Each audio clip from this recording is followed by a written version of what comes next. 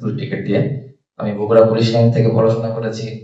Even আমি যখন age level cricket খেলি তার আগেও আমি স্কুল ক্রিকেট দিয়েই শুরু করেছিলাম।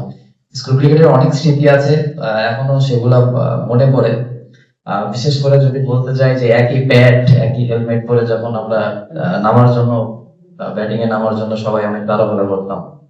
ইকুইপমেন্ট খুব বেশি ছিল না, আর যেটা এজ লেভেলে আসার পরে যে জিনিসগুলো আমরা available pi. But school cricket এমন একটা জায়গা, এমনও হয় যে অনেকের পার্সোনাল জিনিস দিয়ে নামতে হয়। তো এই জিনিসগুলোর ভিতরেও একটা এনজয়মেন্ট আছে, অনেক এক্সাইটমেন্ট থাকে।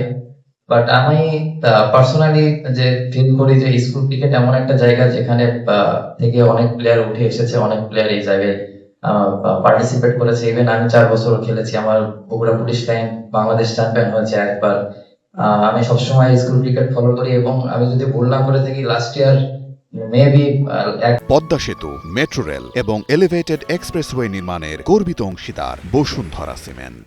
2 বছর আগে টসে চ্যাম্পিয়নশিপ হয়েছে, যেটা বৃষ্টির কারণে খেলা হয়নি। বাট আমি রিকোয়েস্ট করবো ভাইয়া আপনাকে যে এটা এমন একটা টুর্নামেন্ট যে এখান থেকে অনেক প্লেয়াররা উঠে আসে এবং ভবিষ্যতে উঠে আসবে।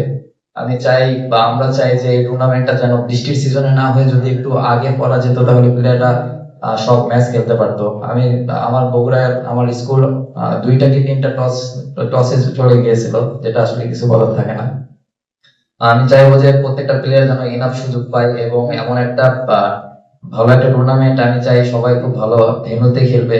এখান থেকে বড় বড় স্কোর, অনেক উইকেট টেকার যারা ভালো ভালো অপরচুনিটি যারা পাবা, তারা সবাই আশা করি যে এখানে সুযোগটা ইউটিলাইজ করে সামনের দিকে এগিয়ে আসবে ইনশাল্লাহ। আর বেশি কিছু বলবো না, আশা করবো যে এই টুর্নামেন্টটা প্রতি বছরই চলতে থাকবে।